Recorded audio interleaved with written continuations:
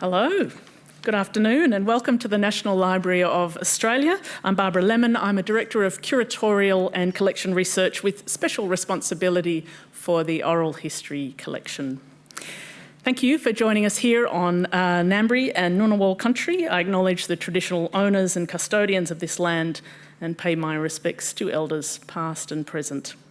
A little reminder that now is a great time to silence any mobile phones or devices that you might have in your handbag or on your person. And we'll get started. This afternoon's presentation, Experiences of Polio in 1950s Australia, is by Professor Catharine Coleborne, a 2025 National Library of Australia Fellow. Our Distinguished Fellowships program supports researchers to make intensive use of the National Library's rich collections through fellowships of 3 months.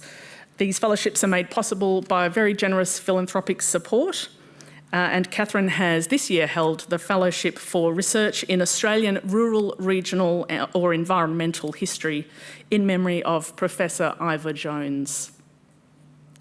Professor Coleborne is an Australian academic historian of health and medicine, especially mental illness and institutions. She's currently based at the University of Newcastle, New South Wales, where she's Professor in the School of Humanities, Creative Industries and Social Sciences. In her presentation today, Catharine will discuss the experience of poliomyelitis, or polio as we know it, in regional Australia in the 20th century through the library's collection of recorded oral testimonies from people who experienced polio. And this one is close to my heart actually because my mother suffered from polio as a child and still today in her 80s walks with a limp. Also, I think as a very green researcher out of Melbourne Uni, I remember applying to be an oral historian for this collection. It was rejected. I suppose I can move past that now. Please join me in welcoming Catharine Coleborne.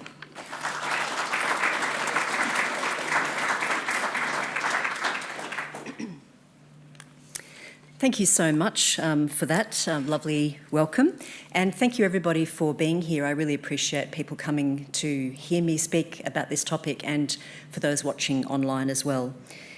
It's enormously rewarding to be able to conduct research in a national library, surrounded by significant research collections, and to be able to spend this dedicated time to research among other library users, everybody from researchers, librarians, the staff, and the general public, all of whom enjoy this special place, and to be immersed in ideas and reflection.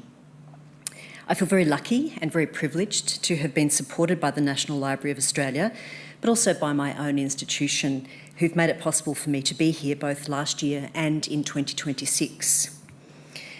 I actually spent time here as a Harold White Fellow many years ago when my daughter was a baby. I was just telling Barbara about my daughter. And it seems fitting that I should return in the year that she moved away from home to attend university.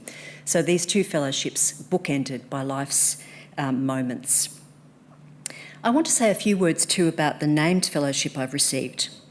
The fellowship is in memory of Ivor Jones, who was a medical doctor. And his daughter, Rebecca Jones, has told us that he also contracted polio as a child in the 1940s and lived with the effects for the rest of his life until he passed away at the age of 92. He grew up in rural circumstances in the UK and migrated here in his early 30s, and he also had a strong interest in the history of health. So I would like to acknowledge Rebecca Jones and her partner Sue White, who are the donors for this fellowship and who are present today. Thank you so much for your generosity. Fellowships enable researchers to immerse themselves for a time in their research and to focus, which is incredibly rewarding. So I will speak today about my fellowship project, about what we remember together, collectively, as a nation, about poliomyelitis, or polio for short.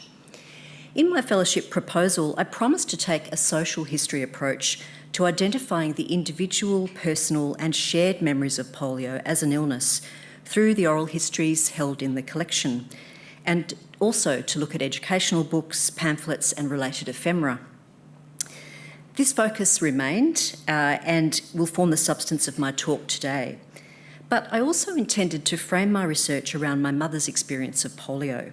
And some of you may have read an article I published recently in The Conversation that weaves together her story with the stories of people who feature in my research here using the oral histories held in this library. For a long time, I have wanted to write a biography of my mother. She was born in 1943, attended university in Armidale, married and had children in the 1960s. Mum has always had a fierce sense of social justice based on her modest upbringing in the 1940s and 50s in one of the poorest streets of Orange in New South Wales. Stories about mothers and mothering reveal important aspects of the historical context for writing about women's lives and social change. In trying to write about my mother, the emotional strands of knowing about her by finding out more about her historical, social, political and cultural context seem to become more possible as I get older. I like to say that this has always been a project for a mature historian, and I don't think I'm quite ready yet. In sketching it out some time ago, I determined that an account of my mother's life could include themes like health and welfare, regional towns like Orange and Armidale, a sense of place, and institutions like hospitals with elements of religion, family, and her own illness experience. Yet there's a problem. Her experiences of polio at the age of 7 in 1950 are blurry at best.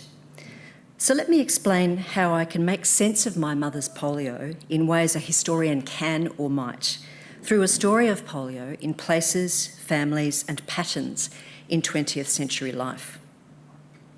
In doing this research, I followed the paths of others before me. Dr. Kerry Hiley's Dancing in My Dreams offers an excellent history of polio in Australia. It was published in 2015 by Monash University Press. And she also included oral histories that were recorded with polio survivors in one chapter of her book. Hiley notes that these moving and poignant stories of polio survivors reveal patterns in the experience. Her research also highlights what she calls an authentic coalescence of personal fragments about experiencing polio in the 20th century. And this is a really important point because it relates to the value of using existing oral history collections to find out more about the shared history and memory of illness. And Hiley ends her book by saying that for most people, polio has been consigned to the history books and the stories of survivors and sufferers still need to be told. And I actually met Kerry for the first time here yesterday in the cafe upstairs and we had a fantastic catch-up. I really recommend her book to you if you don't know about it. So trying to piece together my mother's personal experience, and you can see a family photograph here, there's something really interesting to me about putting my family photograph in amongst the historical photographs you'll see in this presentation. In the absence of anything she recorded about her polio experience, I became very interested in the fact that libraries and archives around Australia have collected oral histories of polio from people who experienced polio infection. So to understand more about my mother's polio, oral history interviews with people of her generation are helping me to uncover more about the health and illness experiences of polio in the mid-20th century. And oral history collections are a significant resource for national memory of pandemics and may provide guidance on aspects of public health in our present, especially the long-term effects of polio in the 20th century. I currently also have a larger project funded by the Australian Research Council about Australia's experience of polio. And what I'm going to do, which is different from Kerry's wonderful work because she's published this book, is curate a polio archive mapping site, so a digital humanities project that will share stories from oral and archival collections, including images and some material objects, making these available in one place for people to use to make the memory of polio history more visible and tangible for the public. And eventually this site will allow you to go and do that research using the links to other collections. So it's a way of archiving all the existing material around Australia. And what I think it will hopefully do is contextualise specific collections of oral histories of polio and honour their original purpose for interviewees. And we know for libraries, the use of oral histories is also a way to engage audiences and library users. They provide opportunities for libraries to really engage with their publics, to encourage interaction with national memory making. So significant here for the National Library. And of course, oral histories are a dynamic reflection of the period we live in. Most recently, for example, the National Library has invested in a large oral history project to examine the impact of the COVID pandemic from 2020. I'm looking forward to using that too. So my approach to this fellowship was to draw on the existing collection of 33 oral interviews of the social history of polio held at this library, and what the collection tells us about the relative silence surrounding polio, as well as themes such as the impact of polio on families, children being cared for in hospital wards away from their parents, physical disability, and people who cared for polio sufferers, along with recollections of what daily life was like when polio struck. I wanted to find out more about the provenance of the collection when I was here last year, and so I did a little bit of digging with the librarians and had a chat with some people. At the time of the collection itself, the interview process, librarians were becoming interested in the social impact of polio, especially before vaccines were introduced, so that period between the 30s and 40s to the mid-1950s. They wanted to document memories before it became too late to include generations of people affected by polio in the 1930s particularly, but also in later decades. And from what I can see, this impulse also appears to have shaped other oral history collections around the country.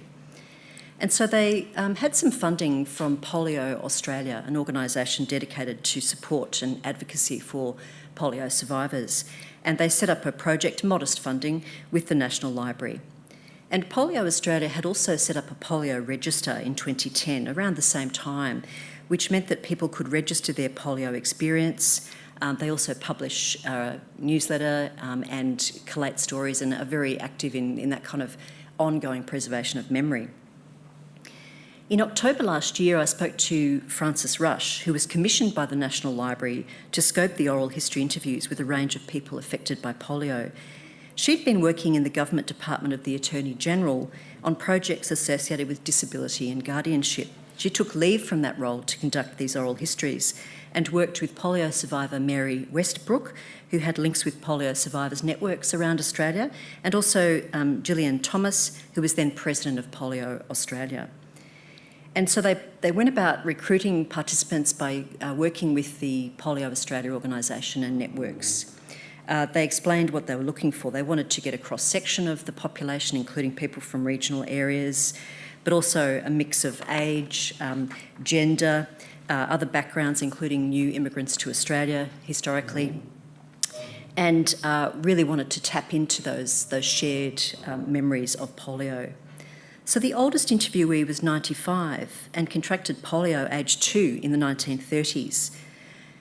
As I said, there was an aim for gender balance as well as people from different locations. And Mary said in the advertising for participants that they really wanted to know about different experiences of severity and type of polio symptoms, different treatments for polio, and people who had different kinds of residual effects. So it was a really interesting process. And in fact, in my examination of most of these interviews, 32 out of 33 I've been able to get access to as part of my fellowship, I've seen some very interesting patterns of experience going back to what Kerry Hiley argued about using interviews to understand that kind of series of experiences across a collective. But there are some different nuances and histories in there too. Around 1/3 of the interviews actually is with men and the rest are with women. There are new migrants to Australia included, people who contracted polio as infants, young children or young adults, and there are family groups who feature as well. They come from Tasmania, Victoria, Western Australia, Queensland, New South Wales, and remote regional as well as metropolitan areas, from wheat and sheep farms to outback New South Wales, and from North Queensland to the north of Tasmania. It's really quite, even though it's not a huge number of interviews, it's quite reflective of the population. So I do plan to weave stories about regional Australian experiences throughout the presentation, but there are also mentions of many different hospitals, convalescent homes, wards and carers as part of this interview collection, which also forms a theme of my research. And I've been really trying to link some of the content in the oral histories to those other institutional stories that we can find in different kinds of archival collections. The different emotions that flow through these interviews have also shaped my responses to them, and I'll say a little bit more about that process towards the end of my presentation. These are the themes I'm going to be looking at, and I'm going to touch on all of them fairly lightly and then bring it together at the end of my presentation. So I'll start with the theme of identifying infection and symptoms. Poliomyelitis affected thousands of people in Australia in the mid-20th century, as I'm sure many of you will know because you're here with this interest, with epidemics in the 1930s, 40s and in 1950 to 51. It's been described as the vicious virus.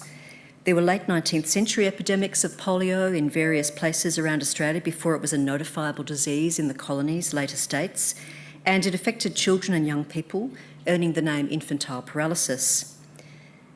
Early symptoms, as one account notes, were similar to many childhood complaints: fever, headache, vomiting, drowsiness and stiffness in the neck and back, often mistaken for influenza. Advice to parents in childcare manuals of the period offered warnings about symptoms for various infectious diseases, noting that infantile paralysis begins like so many other infections. So it must have been quite scary as a parent. And sometimes that amounted to just a general sick feeling, which is one of the things that comes up in the interviews. Very generalised symptoms are reported by many of the interviewees. Talking about her life in Tasmania in the 1930s, Rebecca Round recalled that she'd been unwell for a fortnight when the doctor checked in on the family and asked her to put her head down and touch her knees, which she was not able to do. Young Molly told her mother that she didn't feel very well after attending the Bellarive Regatta in Tasmania in 1942, and the next morning she couldn't get out of bed. A doctor visited the house, asked her to try to walk, and then confirmed she needed to get to hospital. Others tell stories of their legs collapsing under them, like Hugh in 1945, just before Christmas, getting ready for a camping trip with his father and brothers. An ambulance man lived down the street, Hugh recalled, and said, "Get him to the hospital as quick as you can, he's got polio." And Hugh went on to say that he knew straight away from the symptoms. Obviously, he'd been taking them in regularly. So there's a really interesting kind of community response in many respects to these things happening to people, as I'll say more about in a moment. Those who were infants or very small children when they fell ill have different memories of polio infection that were shaped by their age and what people have told them about their experiences. And interestingly, they tend to report bewilderment at the events surrounding their illness, and many comment that no adults really told them very much about what was going on. So we have evidence from the Medical Journal of Australia in the early 1950s publishing articles about poliomyelitis research, diagnosis, observing symptoms in combination, grouping symptoms, as you can see in the newspaper account on the slide there. And infection could also be diagnosed through lumbar puncture, which was sometimes used in the Australian context to check markers in spinal fluid for inflammation and to rule out other causes of symptoms like meningitis. Memories of the lumbar puncture appear in a few of the interviews. Doctors diagnosed his polio, says Doug, when they put a needle into my lower spine, into the lumbar region and extracted some fluid. People rightly believed that dirty, unwashed food could transmit the virus, and through flies. They were worried about dairy products like milk and ice cream, and also swimming in different types of water, including swimming pools. And during some of the epidemics, swimming pools were closed to the public. One person even wrote to the government to suggest that licking stamps to post letters might be responsible for the spread of the disease. Rebecca Round wondered if she and her sisters were infected because they gathered watercress that grew around the railway line, while Peter Wilcox thought that he became sick after swimming in the Elwood Canal in Melbourne. Quite defensible theories. Polio can sometimes be transmitted through saliva and mucus, and people may have been carriers of the virus in large numbers, really, without knowing. Children were largely unaware of those kind of threats. Their parents were aware, and so some of the interviews talk about their parents mentioning fears for them and not wanting to go places and be in public and that type of thing.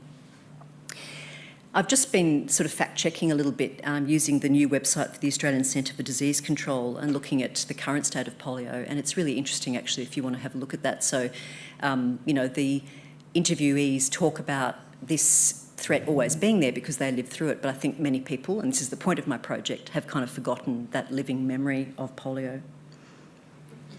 On the 8th of March 1951, the president of the Progressive Housewives Association of New South Wales, Miss Portia Geach, wrote to Earl Page, who was Minister for Health, asking the government to cease radio bulletins reporting the tally of polio cases on the grounds that it, quote, may upset women with families and cannot do any good. Could you stop?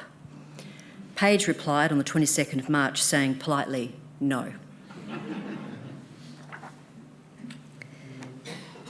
So I'm going to move now to some family and community responses. This is a photograph from the 1930s, and my photographs are drawn from a range of different libraries and collections because the National Library doesn't have a great many photographs associated with polio, so I've focused my attention here on the oral histories.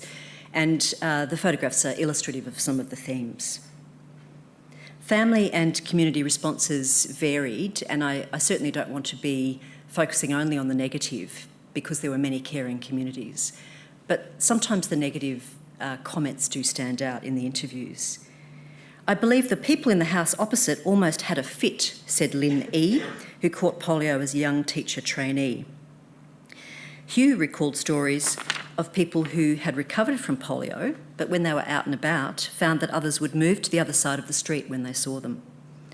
Talking about his experience of polio in the early 1950s, one interviewee, Bernie O'Grady, remembered the same kind of reaction to his family. He recalled his mother being avoided by their neighbours, and some of the others interviewed said similar things about this social ostracism. Other stories about smaller towns reveal that polio presented particular challenges in small communities, especially for Lynn L., whose mother suffered from local small-town judgment, as she recalled it, of her parenting in Albury in the 1940s. She said, the attitude in those days, what had my mother done that had caused me to catch polio? There was nothing that Mum could have done. Unfortunately, Mum couldn't handle that, said Lynn. It broke up the family. This kind of reaction may also have been shaped by public health practices, which is another theme of my larger project. So people like Rebecca Round, she was 7 in Tasmania when she caught polio, remembered her family's home being marked by a quarantine sticker. And that was in the 1930s. And so there was a lingering memory of these kinds of, marking out where polio was that would have shaped people's appreciation for the presence of polio. People didn't go out in public, she said. I think they were frightened. And people considered at that time it was only the poor and dirty that got polio. And of course, the fear of polio then in the 1930s in Tasmania was justified. There were over 1,000 people in the hospital the summer Rebecca Round was ill. But it dawned on me as I was working through these interviews taken with different people from different eras, different decades, that memories from the 1930s are really important for the 1950s, which is where my focus is. And that is that the fears that surrounded the sheer scale of the infection and the horrible outcomes in the 30s influenced how later generations of parents and communities viewed polio in the 1940s and 50s. So it was this kind of parental memory or community family memory. So family shame, silence and reluctance to remember are all themes that come up in the oral interviews. You didn't talk about it, said Rebecca. Later in life, she reflected on the way it affected her relationship with her sister after she was separated and isolated in hospital, with her mother only able to visit and look through the window because of the concern around infection. Polio, she said, separated you from people around you. And a number of interviewees had similar reflections about visitors to hospital having to stay away. And of course, here there are echoes of our more recent COVID pandemic experience. Margaret's family in North Queensland made strenuous efforts to see her in Cairns Base Hospital when she was 11, but not all that often, she said, as it was a long drive from Mareeba. She remembered them looking through the half-glass door when they did manage to come. There are a lot of comments about that, people had to stay at the door or people had to look through the window, quite a lot of memories like that. And there are many stories too of families unable to visit because of challenges of distance, and that's a theme that Kerry Hiley also talks about in relation to patients that were sent away from rural and regional areas to larger institutions for their treatment. Others were unlucky and fell between the cracks in the public health system. German immigrant Peter Hahnemann and his wife Uta came to Australia from Berlin in the late 1950s, and they were a very young couple in their early 20s with 3 children. Because of the timing of their arrival and, for whatever reason, whatever was happening back in Berlin, they missed out on the vaccine in Australia because of a localised shortage, and that was around Wollongong in New South Wales. All 3 children contracted polio in 1961. Gabby had serious lifelong illness that left her immobile and depended on constant nursing care. Peter remembered many people being sick, and his interview is very sombre. There is a family group approach to the Hahnemann family where you see a number of family members interviewed, and one of his daughters, another daughter, was one of those. She said that getting polio completely changed our family. For years, she herself endured treatments like plasters, calipers, boots, and visited her older sister Gabby in Prince Henry Hospital, where Gabby was in an iron lung. And you can find out more about Gabby's story by looking at an online exhibition about polio at Prince Henry Hospital. It's really interesting, and she was well known throughout her lifetime. She's now passed away for being a polio survivor. So there's a lot of talk about the kind of people that these polio children and young adults encounter in hospital, including volunteers, people who turn up and bring things to help young people, such as a bar of soap or a face flannel. And the theme of voluntarism and the way organisations actually worked opens another window on the way our past of caring for people in our community has changed over time. Or maybe there's some continuity. I want to turn now to the theme of isolation and separation. In a recent issue of Polio Australia's publication, Polio Oz Brief, there's an article by a woman called Susan Schoenbeck, and she reminds us that children face separation from parents when they were hospitalised for poliomyelitis. This was not recognised at the time, and polio survivors today may continue to work through trust issues. She goes on to comment that the kinds of experiences children with polio had in care settings could have been very disruptive, and create emotional responses, such as painful examinations, bright lighting, noise, and also a lack of control on what was happening to them. I think the bigger question here for me as a historian in Australia is that we've talked about an Australian history of out-of-home care, forced adoptions, the shameful histories of Aboriginal child removal, international histories of child evacuees during the Second World War, and children who were refugees also remind us of the painful separations that many people endured in the 20th century. Now, disability experiences like polio separation may constitute another large-scale story of this period and invite greater scrutiny into historical practices of care. Gail Kennedy's story is an important one in the collection. Gail contracted polio in 1957, aged 2. She was taken to Sydney from outback New South Wales in Condobolin.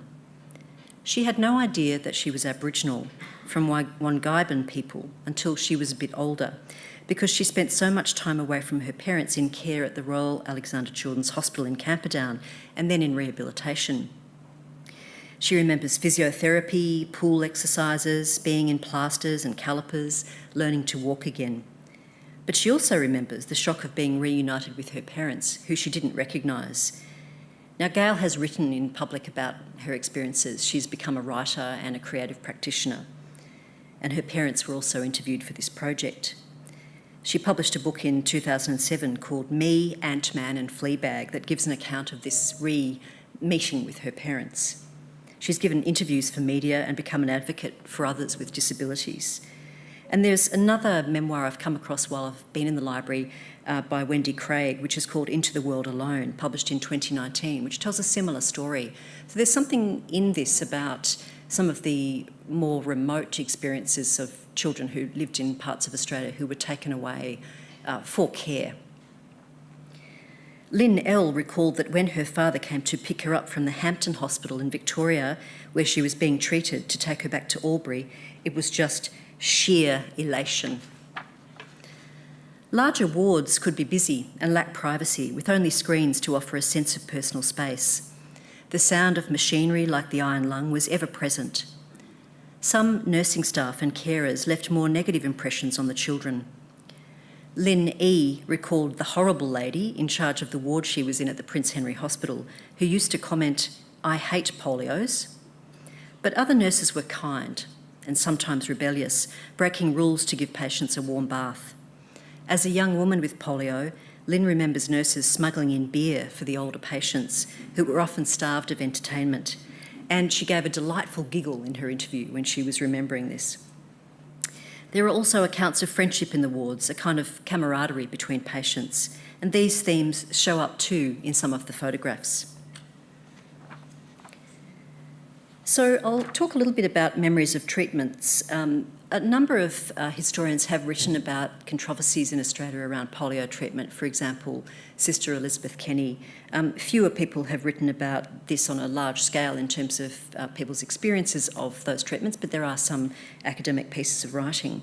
And what I have found very interesting is that the oral histories in this collection sometimes remember meeting people who were fervent practitioners of one or other method of treatment and care in some of the institutions. And Kerry Hiley and I were talking about this yesterday, and she is convinced that in Australia there was opposition to Sister Kenny's methods of treatment, which meant that some Australian children missed out on some of the best care. So there are lots of different sorts of points of view. What I've been interested in here is getting at what people remember. So interviewees remember painful treatments like these hot plasters I've been talking about, bandages being wrapped around their legs, the manipulation of limbs, massaging of muscles. They wore limb splints. As I've said, there were these controversies, and theories about immobilising patients gave way to an understanding of movement and activity being important for modes of recovery, as advocated by Kenny. But they also remember some of the environments. Remember some of these memories that they have from a long time ago when they were still children, so they're filtered through that lens. Peter Wilcox could recall a cold, sterile environment with long hallways and rails, clean, metallic-looking light. It wasn't the home environment. In 1953, Don was in an iron lung for 9 months when he was 18, and he hated it. He prayed to get out of it because he felt like he was being controlled by the staff who made him stay in it. And there's a great story in his interview where he prays so hard that there's actually a thunderstorm one night and the power goes off and the iron lung stops working. And he does actually manage to recover and doesn't have to stay in it. So that's a great story. Lynn E. talks about the physiotherapists who stretched and pulled people to loosen their stiff limbs, while Lynn L. and several others give accounts of the double Thomas splint, which was kind of like all limbs out in a kind of frame, like a T. And the diagrams for these can be found in Jean McNamara's publications of the 1920s. I've had a look at some of her research work and her published articles. She was advocating this type of immobilisation for a long time. And there are others, including Gail Kennedy, whose story I mentioned, who had ongoing treatments over the years and had to keep going back for surgeries and different kinds of treatments long after they had, kind of made progress in their recovery.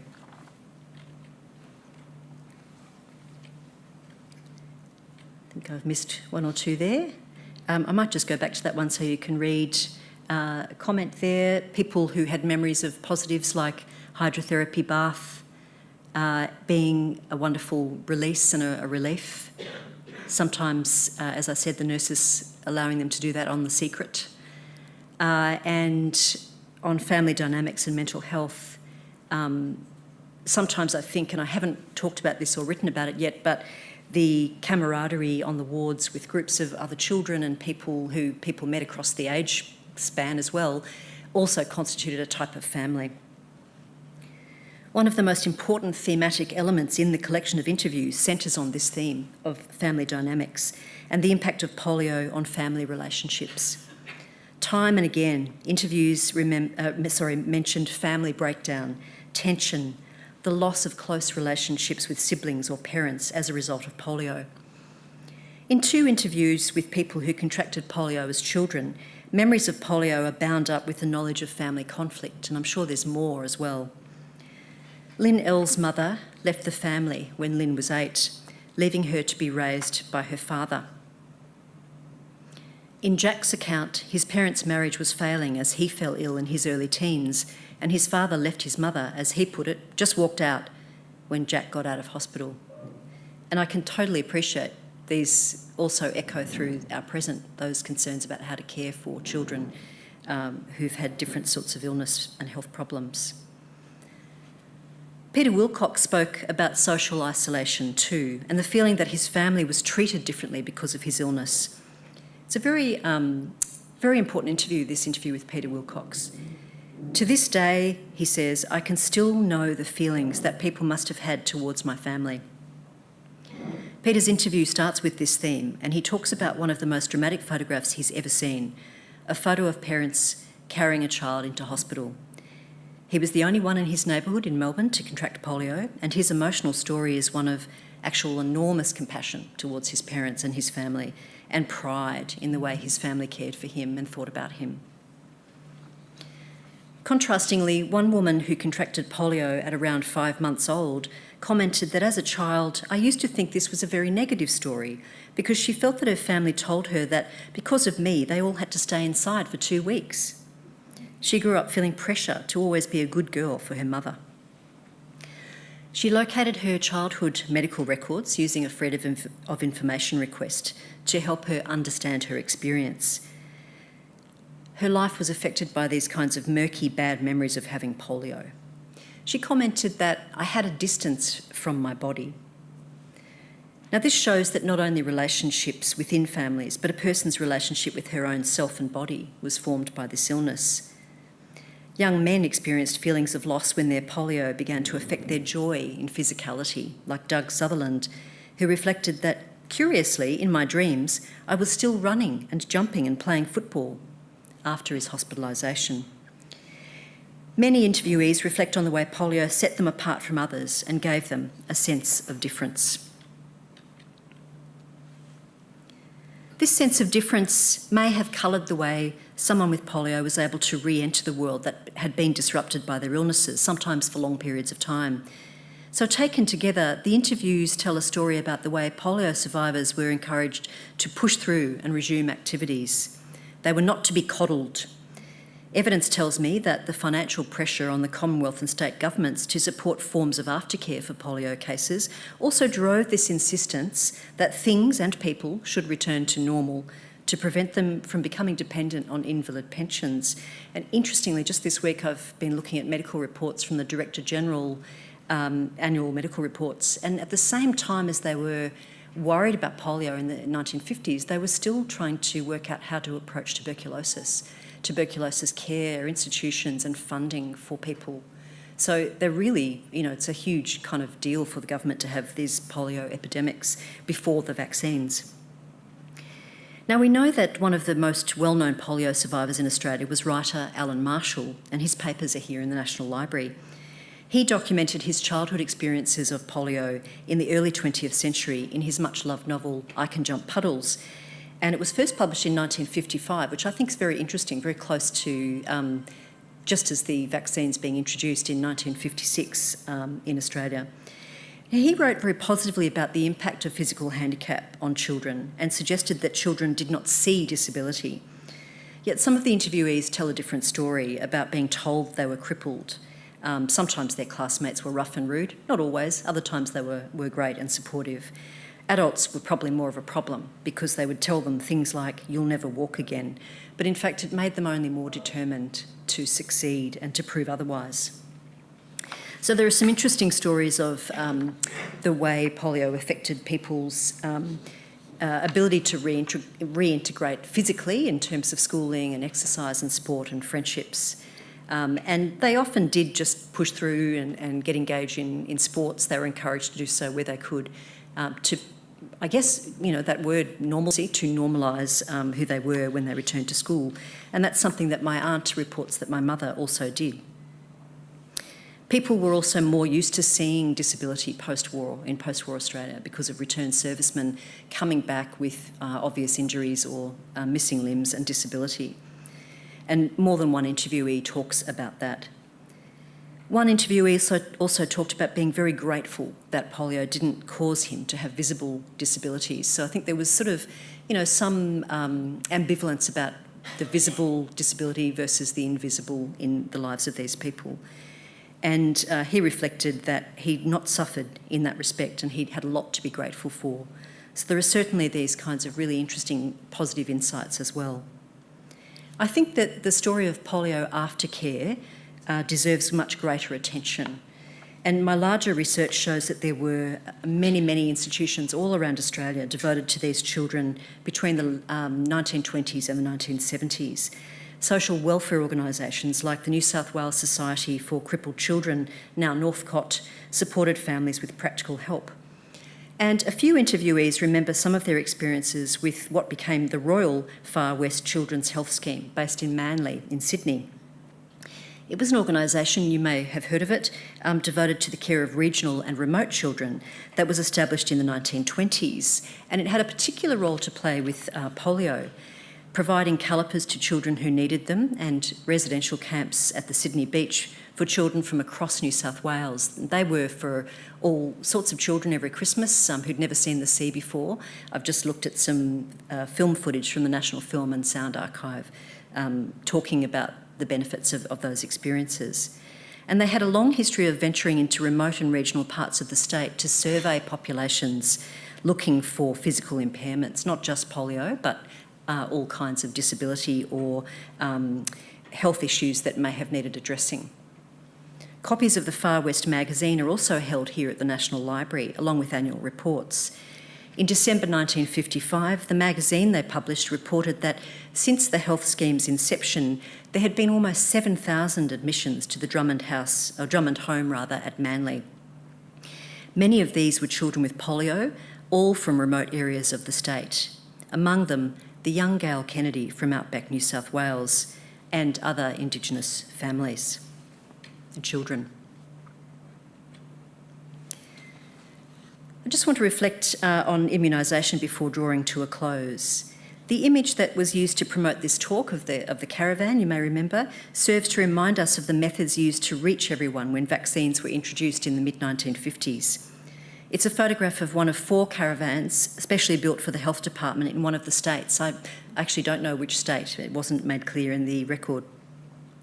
These were fitted out with air conditioning, a built-in refrigerator to store the Salk vaccine, and a gas stove for sterilising and washing syringes, as one news report stated. One of the interviewees, Doug, recalled the Burwood Council used to have a caravan they'd mount onto the curb every Friday for free injections. So there's a nice link between the interviews and the caravan. Interestingly for me, given that these interviews were collected and recorded in 2011 and 2012, most of them, there are many mentions of the importance of vaccination.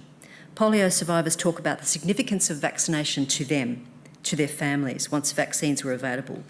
They recall the differences between the Salk and Sabin vaccines in the mid-1950s and the late 1960s. They express a concern about the decline in the awareness of vaccines and their purpose.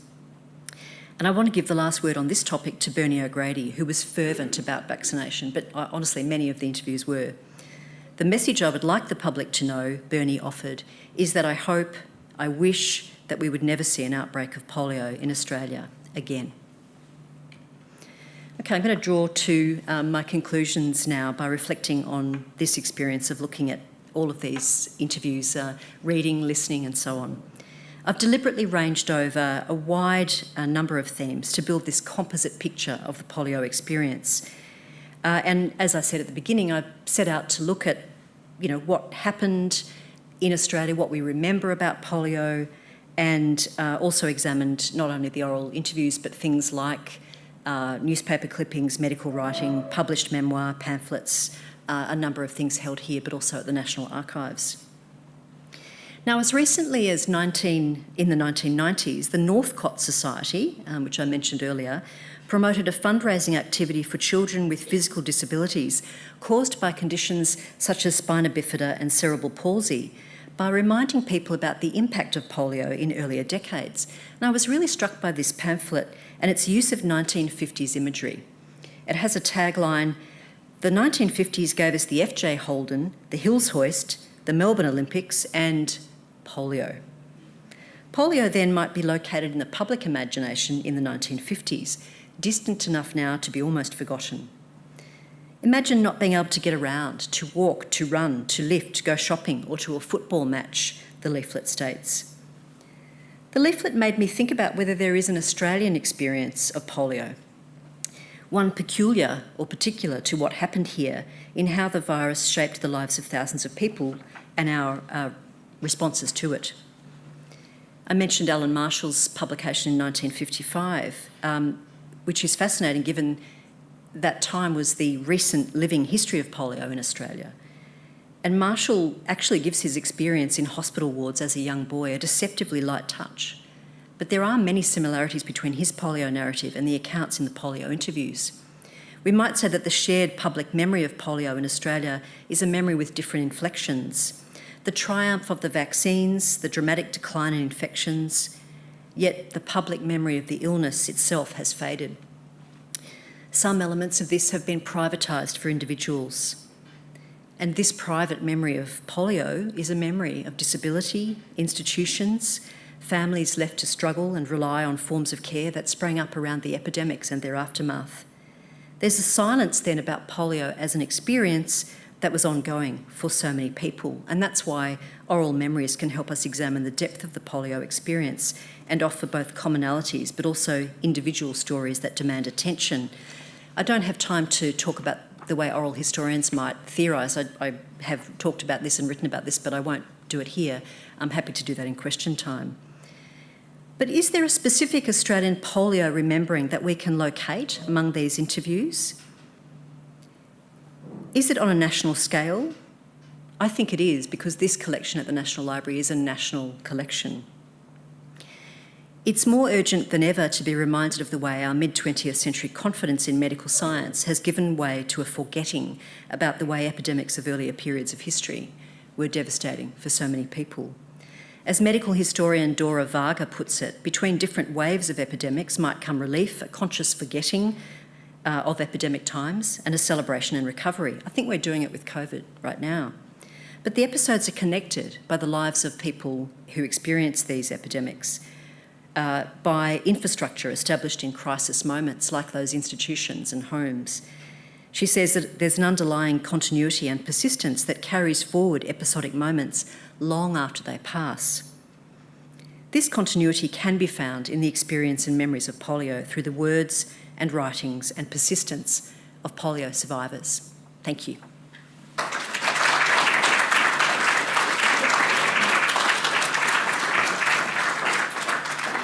We'll hold on to you here, Catharine, for question time. Thank you so very much. And it's really interesting to, I guess, reflect as somebody who thinks about oral history collections all the time, that the rationale for interviewing somebody is very often what they've achieved as an adult, where here it's about what they've endured as a child, and that's potentially a great equaliser for an oral history project. We do have 10 or 15 minutes for questions. Because the session's being recorded and we do have people listening online, we'll need to just ask you to wait for the microphone so that your question can be picked up for those online as well. And Sharon is our sole microphone bringer today, so you might just need to bear with us. But please, I'll open it up to the audience for questions now. Yep, at the front. Thank you. Thank you. Stand out of the way. No worries.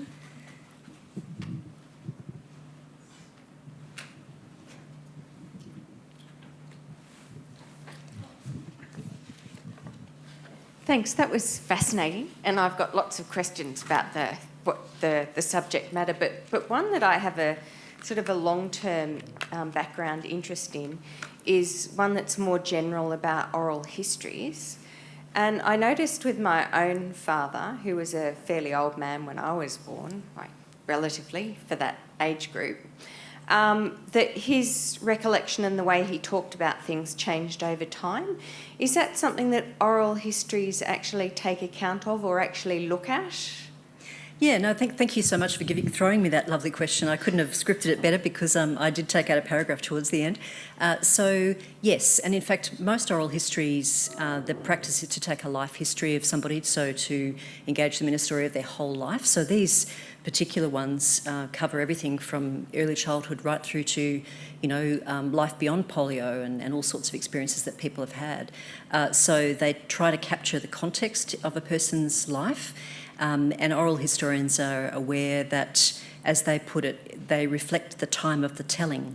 So somebody will talk about something in a particular way, and that's why I find the inflection of vaccination an interesting theme in 2011, 2012, because this is pre-COVID, and yet they're really concerned, a lot of these subjects, to talk about vaccines before we've had the more recent vaccine hesitancy. There's a sort of urgency to what they say. So the time of the telling, means that people will reflect the time that they currently occupy when they talk about something which might be affected by what's going on in the world, as you can see. So obviously memories can sometimes be a little bit unstable. Some people in the interviews have slightly unclear memories of the dates that things were introduced, like vaccine dates, when they happened, and there's a little bit of muddle in some of the older people there. But essentially what's interesting to me as a whole is that there's a very interesting collective picture emerging where people have very similar recollections, which tells me, once I corroborate things with other evidence, that it's a consistent remembering. So I hope that kind of helps. Yeah.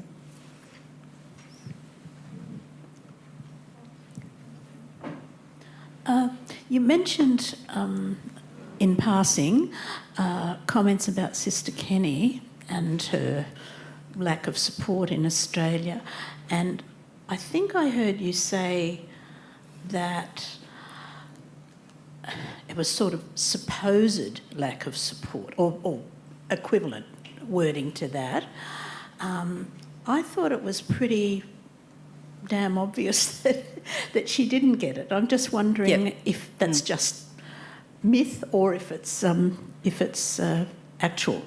Yeah, I'm still trying to work out. I mean, one of the things that I'm coming across, not just in the interviews but other sources, is that there are so many experiences people have of their treatments, and people were trying things in different treatment centres. They were trying things that they maybe not have been seen as the orthodox things to do.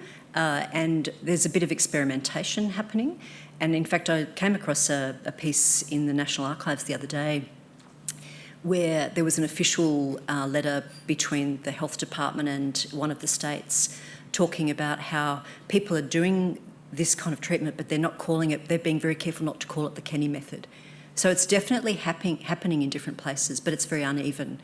And so what Kerry Hiley and I were talking about, she's an expert on this, much more than me, but she reflects that she thinks if it had been endorsed and adopted, it might have had very much more positive outcomes for a more larger group of people, whereas it's very patchy, in fact. So some people were receiving that type of care. Yeah.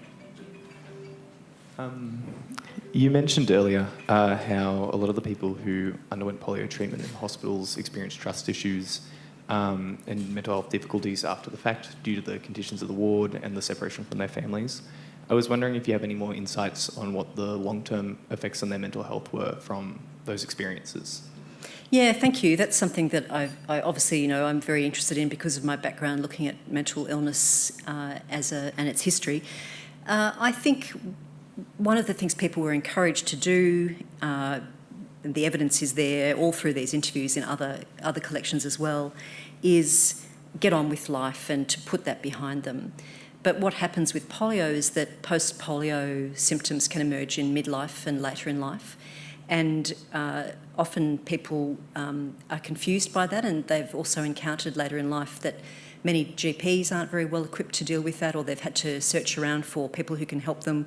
And so I think what happens then is that people's memories and sense of identity returns to that childhood experience quite often, if that's the kind of time frame that they're looking at. So it resurfaces for them, much like other forms of trauma, of course.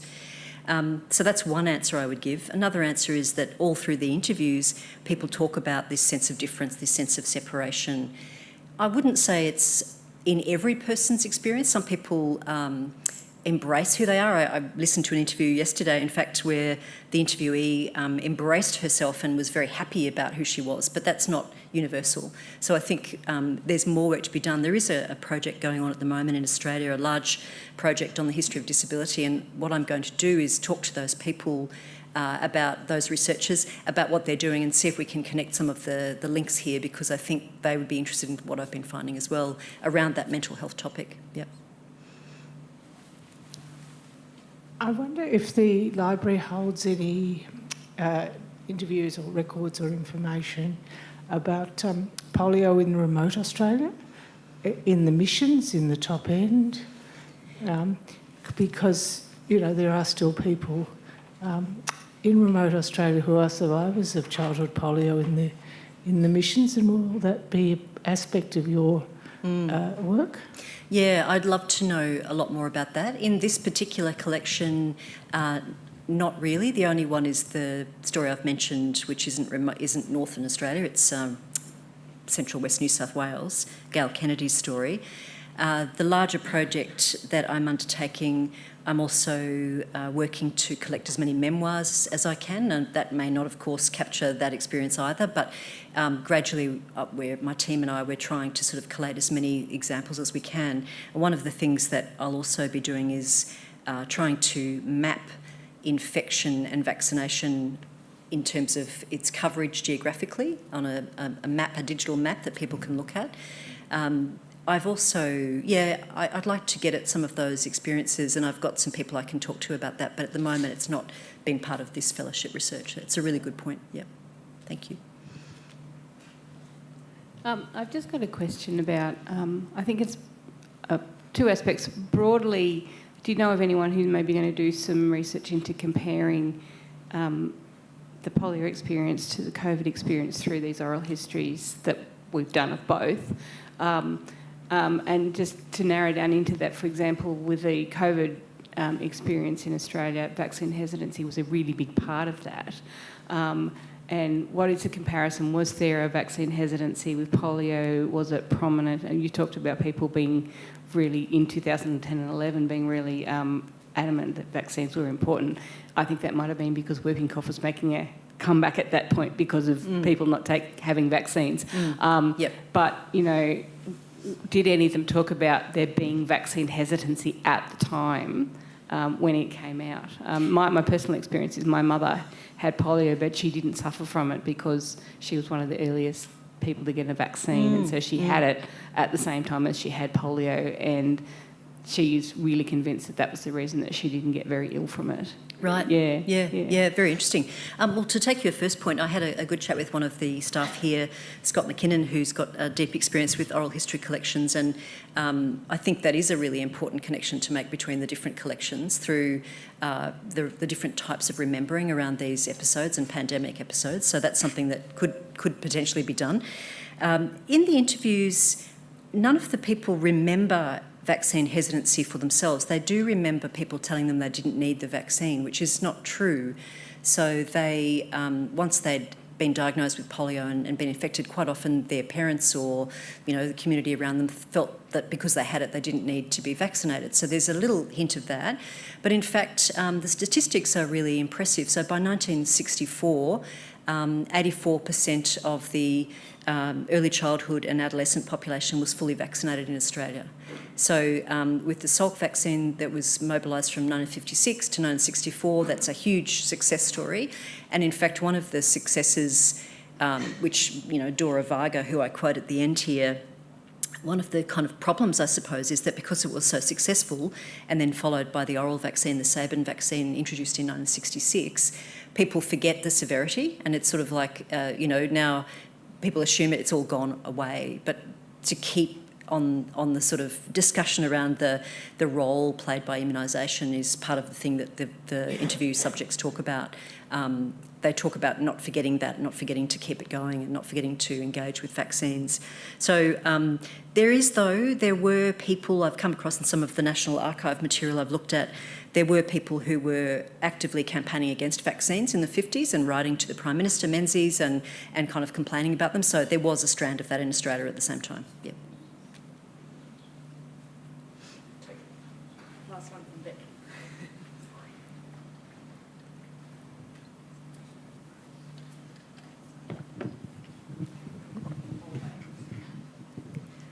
Sorry, I made the microphone go the whole way. So I just thought of, you've probably already seen them, but Robin Miller's papers on the sugar beet, great. And the other thing that struck me as you were talking was how much there are parallels between the themes you were talking about and the childhood cancer survivor experience. Thank you. Into adult life as well. Sorry, what was that? The section, when you were talking about, the midlife things as well, I think there's parallels there too, which might be interesting. Oh, thank you so much. Yes, I also know personally some researchers undertaking large project on cancer history, so that's a really great connection. I thank you very, very much for that. Robin Dix is interesting. So she was known as the Sugar Bird Lady because she flew planes in outback Western Australia and took vaccines to remote communities. Really wonderful stuff. I haven't delved too deeply into that yet, but I'm a little overwhelmed by how much there is actually out there. Thank you.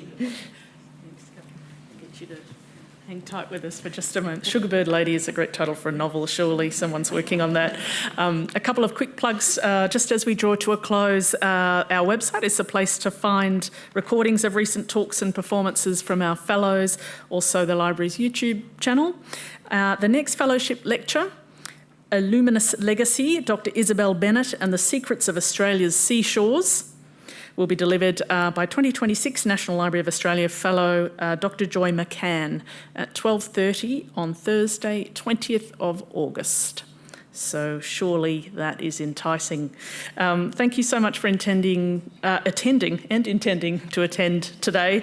Please join me again in thanking Professor Catharine Coleborne.